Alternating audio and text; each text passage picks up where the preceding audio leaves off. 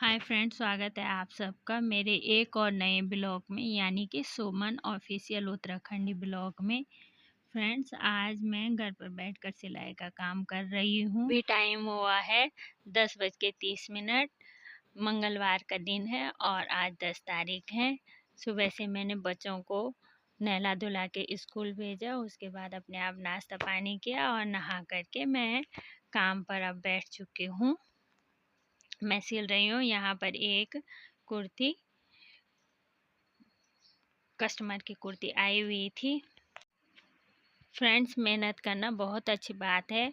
घर के काम के साथ औरतों को अपने पर भी आत्मनिर्भर होना चाहिए। औरतों को किसी पर डिपेंड नहीं होना चाहिए। औरत का ये है कि औरत को अपने छोटे मोटे खर्चों के लिए थोड़ा बहुत अपने आप ही कमाना चाहिए। चाहे कमाई 100 रुपया हो या 200 रुपया हो या हज़ारों में हो, औरत को भी थोड़ा बहुत काम करना चाहिए। औरत अगर किसी पर डिपेंड हो जाती है तो औरत को अपने पति से बार बार पैसे अपने खर्चे के लिए मांगने पड़ते हैं, जिसमें अगर पति के पास है तो पति देगा। अगर पति के भी बहुत सारे खर्चे निकल कर आते हैं, परिवार की जिम्मेवारियां हैं, महंगाई के दौर में बहुत कुछ है कि जो एक आदमी की कमाई से पूरा नहीं हो सकता है।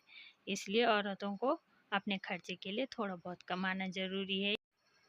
कमाई वाली बात मैं इसलिए कर रही हूँ क्योंकि आप भी सोचिए, अगर एक कमाएगा और किसी के पति की छोटी मोटी कोई जॉब है तो उसकी कमाई में तो घर का खर्चा ही निकल पाएगा। बच्चों के लिए दूध होता है, फल सब्जी होती है और अपने लिए कपड़े कुपड़े बनाने होते हैं।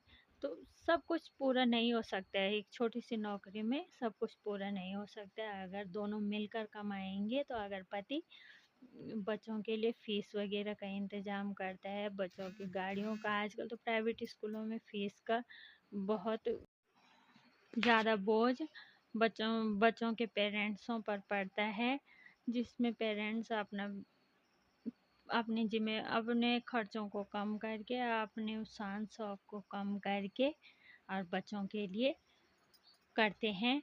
ये भी ठीक बात है कि आपने हिम्मत से ज़्यादा बच्चों को पढ़ाएं, क्योंकि बच्चों आगे अगर बच्चा शिक्षित होगा तभी तो हम कुछ बन पाएंगे। शिक्षा ऐसा धन है जिससे इंसान अपनी किस्मत बदल सकता है। अगर बच्चा पढ़ने लिखने में अच्छा निकल गया और उसकी जॉब अच्छी जगह लग गई तो माँ बाप की तो मेहनत सफल हो जाती है।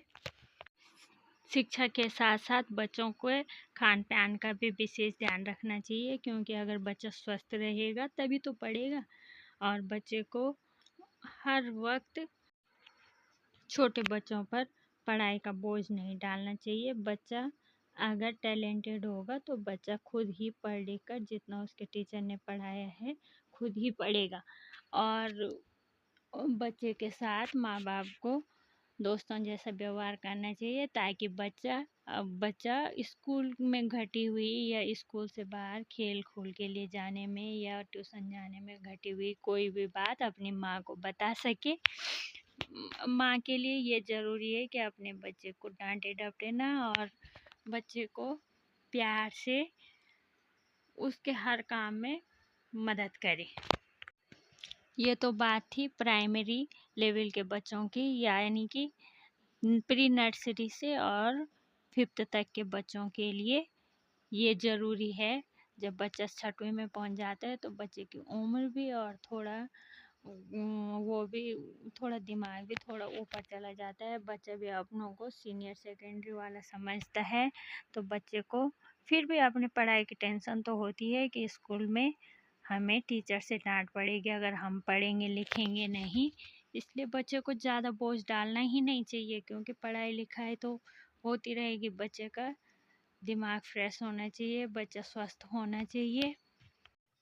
फ्रेंड्स, आज मुझे टाइम कम था, क्योंकि मुझे दिन में 3-4 सूट देने हैं, क्योंकि मैं सिलाई करती हूँ। वैसे तो मुझे ये टॉपिक अलग से बनाना था, लेकिन मेरे पास टाइम की कमी थी और मुझे अलग से इस टॉपिक पर, बच्चों वाले टॉपिक पर बात करने का मौका नहीं मिल रहा था।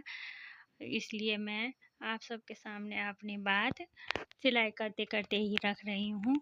और वैसे तो मैं दिन में 2 सूट लगभग सिलती हूँ, लेकिन कभी-कभी 3 भी सिलने पड़ जाते हैं क्योंकि कस्टमर की डिमांड की वजह से, और कस्टमर का भी कहीं जाना होता है या कोई अर्जेंट में कोई कपड़ा पकड़ा हुआ होता है तो वो भी देना होता है। इसलिए मुझे आज थोड़ा टाइम कम है, माफ़ी चाहती हूँ कि आपसे मैं सिलाई करते-करते ही बात कर पा रही हूँ।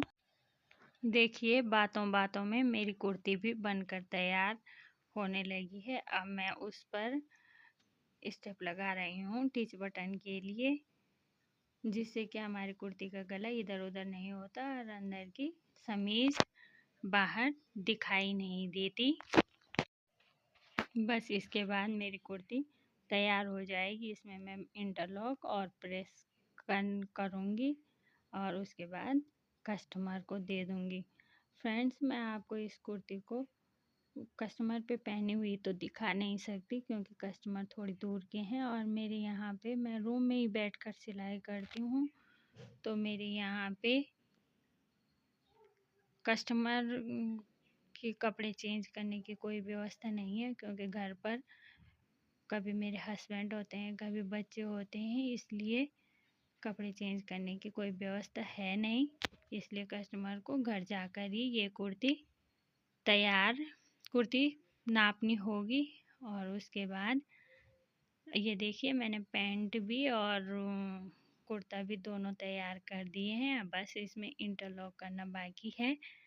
उसके बाद मैं ये कस्टमर को दे दूँगी। और सिलाई मैं घर पर सिलाई करती हूँ तो मार्केट से थोड़ा कम रेट लेती हूँ, ताकि घर पे लोग कम आते हैं तो जिसको पता चलेगा कि सिलाई थोड़ी कम है तो वो मेरे पास ज़रूर आएगा, और उसे अच्छा लगा तो हर समय ही लोग अपने कपड़े मुझे सिलाने के लिए देते रहते हैं।